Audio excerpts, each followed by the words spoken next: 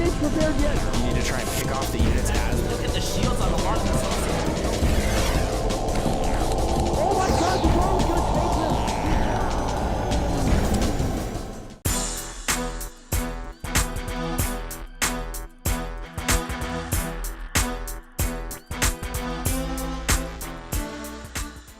Ladies and gentlemen, welcome to the Shakuras Plateau. I bring you Mana from Team Mousesports. He's in the red trunks and he is playing Protoss to the southwest versus his opponent in the green trunks. It's Evil Genius's very own IdrA. He is playing Zerg and he is to the northeast. And IdrA knows this map is a very Forge Expo favored map once again. So I wouldn't be surprised if he did go for a pull first. I think it's a lot safer to do so rather than trying to get that hatch up straight away. If you do go for hatch, it means you're going to have to pull off a lot of drones to fight against pylons and cannons being made. And there are a lot of locations for you to box in cannons and stuff, which could force a cancel on your hatchery. And we see that forward pylon by Mana, and he's going to go ahead and scout. Let's see what IdrA does here. Now, as you said in the intro, this is a very Forge Fast Expand friendly map right here for Protoss. Indeed it is, and he will be going for that Forge most likely straight away and putting on a little bit of pressure from it. Or he could just go ahead and throw that Nexus down. It depends what Mana wants to do in this game. He is 0-2 down at the moment in this best of 5 series, right? So he's one game away from going out. Well, not going out, but going down into bracket, the losers. Yeah, going down to the losers bracket. Nobody wants to go to the losers bracket, ladies and gentlemen, and some people might think it's a cushion, but for a lot of players, it's actually a bit of a kick in the teeth when it comes to their confidence. Yeah, indeed, and Man is just going to say, nope, I'm not going down, and it looks like he's going to be throwing down with this pile now. He's going to be throwing down that Forge a little bit later, but it's cool. 14 Forge is fine. We'll be going into the base now, and we'll see that we do have a spawning pool indeed first for IdrA here, followed by Gas straight away after, so we can get that speed ASAP. Well, scanning around and seeing what he can see, doing a little bit of fist fighting right here with that drone, and that is unwise. Admittedly, it is designed solely to annoy IdrA as opposed to anything else. Extractor is on its way to completion, and we've also got a spawning pool down in IdrA's base right now. Indeed, and we don't have hatchery first this game. This is a bit of a smaller map as mentioned. So he's just going to go and play safe, doesn't want to lose, he's in a commanding position. And now we do have that 18 Nexus coming down for Mana now, completely standard. We'll be wanting to throw down a cannon ASAP, and we'll look to wall that off very, very shortly too with a couple of gateways. See how well he can hold up. Now, if you were IdrA right now, knowing that this is Shakuras Plateau and that a Forge Fast expansion is very likely, and also that you're going to be kind of stuck on one base for a little longer than you would like, simply as a result of that probe, what would your reaction be? I don't know. I think that you're just going to try and get that hatchery down ASAP. If he throws down a pylon, it's going to be a little bit annoying, but he can go ahead and get that now. With IdrA, I think because he's in a comfortable position in this best of 5 series, that he might as well cut corners a lot, get a lot of drones, and just try to rush up to that 70-80 mark ASAP. But he has to be so careful about any 6-7 gate pushes with Blink. All these timing attacks are so strong on this map. Well, we will find out very shortly, folks. As the Forge is complete, the cannon is there, the gateway is coming down, and the party is going on right here in Mana's house. However, you better bring your own booze. And 2 Lings are going to get denied. Cybercore will go down to complete that wall off. Let's look at overall positions for IdrA. Has one on the natural, just north of that natural location. We'll be able to scout the double gases if taken. It doesn't really have anything to get into the main base ASAP, which is kind of important, especially playing against this, as there are a lot of builds that do come off from Forge Expand. And IdrA taking a very fast before 5-minute third base. Very typical from IdrA. But perhaps a little bit risky, you might think?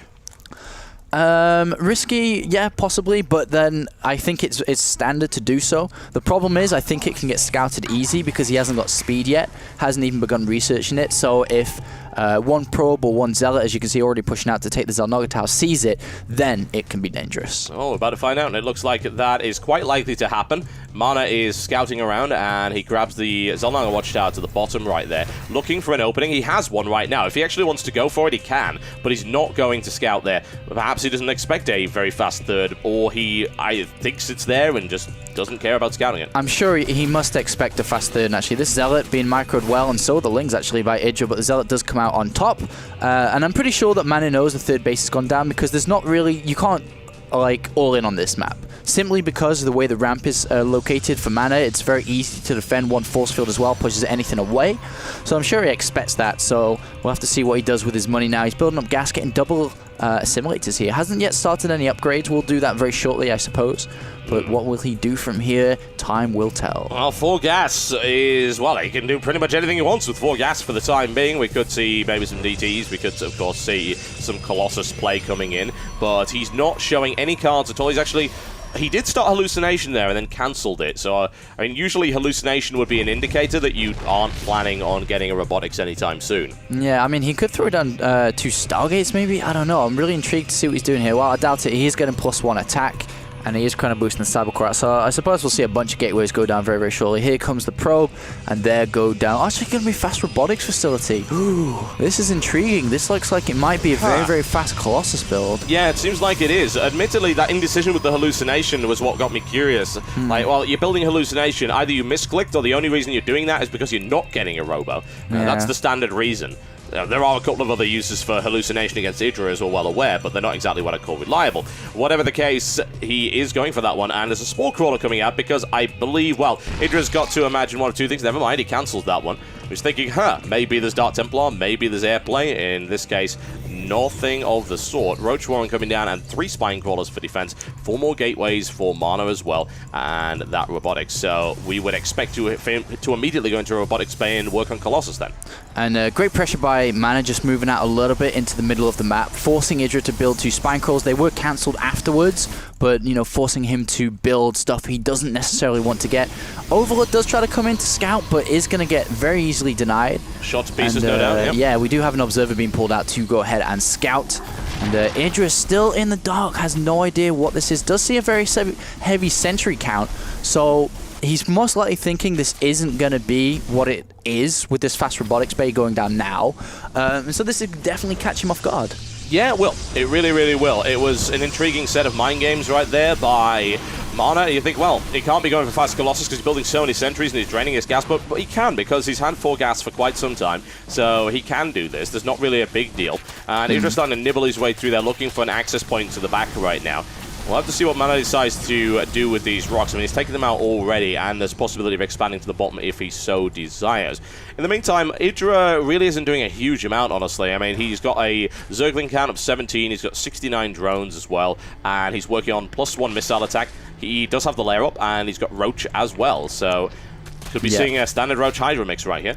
Yeah, that's what IdrA prefers. He doesn't really like the Ling Infested Baneling style at all. He prefers the more solid, harder, straight-up fighting with Roach Hydra Corruptors. But I really like this play by Mana. He's actually walled off his front now and has a cannon. We'll most likely want to add on another cannon or 2 later as the game goes on.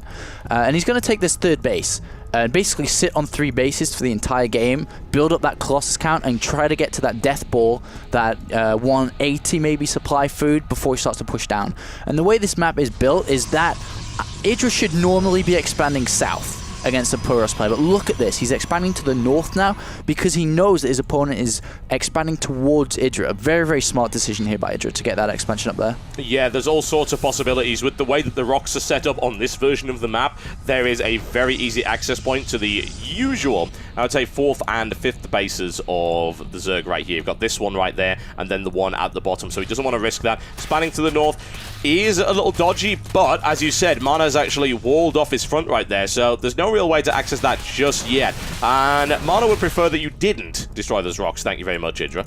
Yeah, IdrA really needs to try and get them down. That'll help out a lot in trying to get position. And it looks like IdRA's going to poke at the front of that main ramp with these roaches actually moving across the map now. And see what damage he can do, see if there's any cannons there or anything. Maybe able to take out the Forge. If he gets the Forge with +2, that's going to really favor IdrA for the remaining of the game. It will. It will. But there is a sentry there, though. There is a sentry. It could be difficult to get in there. He's going to try it anyway, though. And he sees the research, and he brings the fire down. Sentry blocks it off, but it doesn't matter all that much. He's able to take down the cannon, but I don't think he's going to be able to finish that Forge off. No way. And he now knows about the Colossus. Yeah, indeed. He knows what's going on now. It's just, can he defend against it? I mean, he's getting Ventral Sacks, which is going to help out, and can do a lot of multiple drops at the same time. And that's kind of the key in fighting the Death Ball, is just to drop all over the place, wear it down in small locations, and then combat it at the end. It's highly immobile. Yeah. And that's a problem. We've got level 2 missile attack upgrade on the way up for IdrA, and we are looking perhaps for a very, very large drop right here. The question is, where will it be?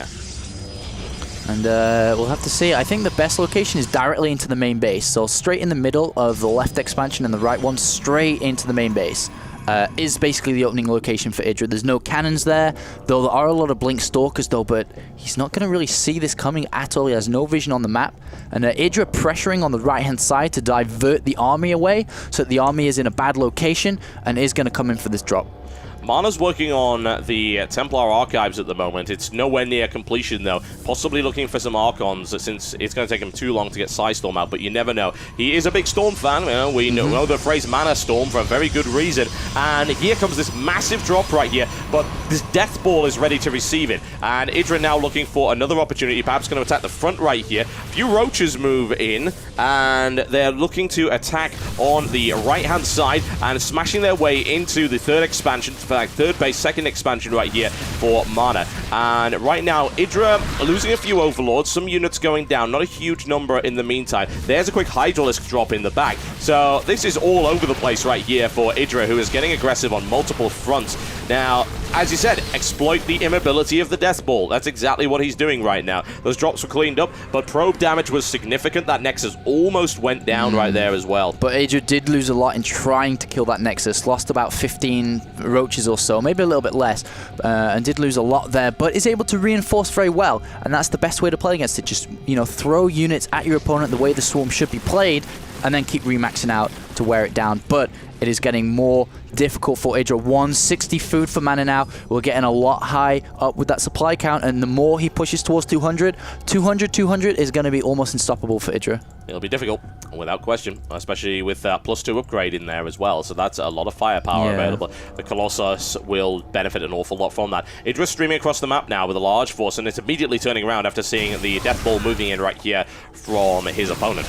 I'll have to see just how much damage that can really do. I did see a drop heading over in that direction. Yes, it is. It's going for the potential fourth base. It isn't actually up. In the meantime, very nicely cleaned up right here by the looks of it by Mana, who is taking a lot of fire, but the Colossus, of course, tear their way through the Hydralisks. That's to be expected. And Colossus taking no losses since he just doesn't have any Corruptors at all to deal with this. And still, Mana did get worn down quite a lot there. Yeah, I mean, 150 food, though, still. He's remaxed out a lot onto that base. He has Storm now. He needs to recollect, though. Does not want to engage. Needs to pull back. Nice drop there by IdrA, but cleaned up very nicely. Now, if he just recollects Mana, that is, recollects in the middle of the map with all his units, with Storm, going to be so hard. There are no Corruptors, only 4 just making. And 4 Corruptors is not enough to deal with 4 Colossus, without question. That is going to be tricky for him to do, especially with a high Stalk count, able to shut that down very nicely. Big damage on that big ball of Roaches right there. Reinforcements will be taken out, and this is what it comes down to right here, since you've got very equally sized armies. There's a Storm, and IdrA actually sitting in it with the Roaches right now. That was a... Wow, see you later. Okay, yeah, bye, IdrA, I suppose. Yeah, that was... He was not happy about that. Nope. Not at all, IdrA. And unfortunately, when that Protoss Ball gets that high, it is so hard to stop. And no matter how much units you have, the efficiency of that Protoss army is so much higher than the Zerg one. And he didn't wear it down enough, fast enough. And unfortunately, for IdrA, it does lose his momentum now. And this could be the start of a turn back. It could be. Comeback is on its way, folks. There is a possibility of that happening right now. Mana takes 1 game. That puts him 1 game down in this best-of-5 series, and IdrA still 1 game away from taking it. We'll see if he's able to do so. Unfortunately, I have a feeling he's going to start to end up tilting against Mana right here, and that's not what you want. The biggest enemy of IdrA is IdrA. We know that for a fact, folks. Ladies and gentlemen, you are watching the IGN Pro League Season 2. That was Game 3 of this matchup. And we'll be back very, very shortly with yet more action from the series. IdrA versus Mana, which is just starting to get heated up right here. Don't go anywhere.